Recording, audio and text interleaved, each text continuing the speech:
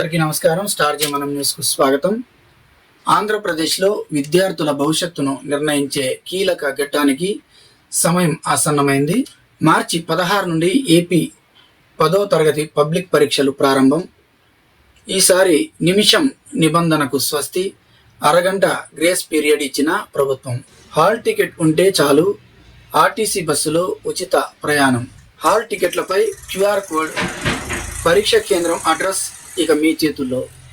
ఆంధ్రప్రదేశ్ రాష్ట్ర వ్యాప్తంగా 10వ తరగతి పరీక్షలకు విద్యాశాఖ సర్వం సిద్ధం చేసింది. మార్చి 16వ తేదీ నుండి ఈ పరీక్షలు ప్రారంభం కానున్నాయి. ఈ ఏడాది ఏకంగా 6,40,916 మంది విద్యార్థులు పరీక్షలకు హాజరు కానున్నారు.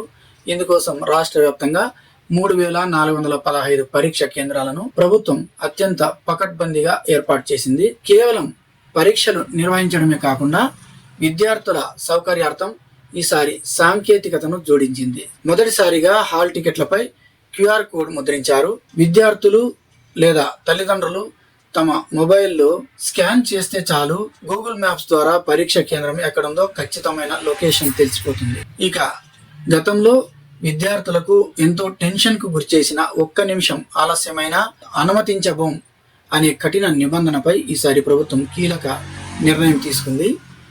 సాధారణంగా 5 నిమిషాల గ్రేస్ టైం ఇచ్చే ఆనవాయితీ ఉండగా ఈసారి విద్యార్థుల ప్రయోజనం దృష్ట్యా ఏకంగా అరగంట సమయాన్ని కేటాయించారు.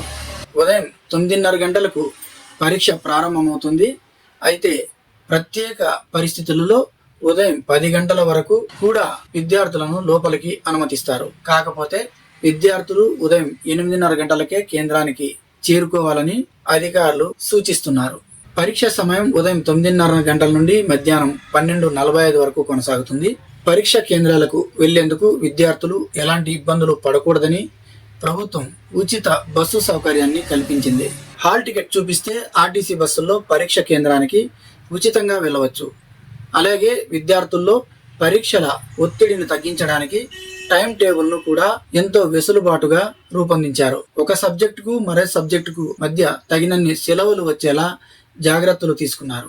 పరీక్షలు ముగిసిన వెంటనే ఏప్రిల్ 4వ తేదీ నుండి జవాబు పత్రాలు మూల్యాంకనం ప్రారంభం కానుంది.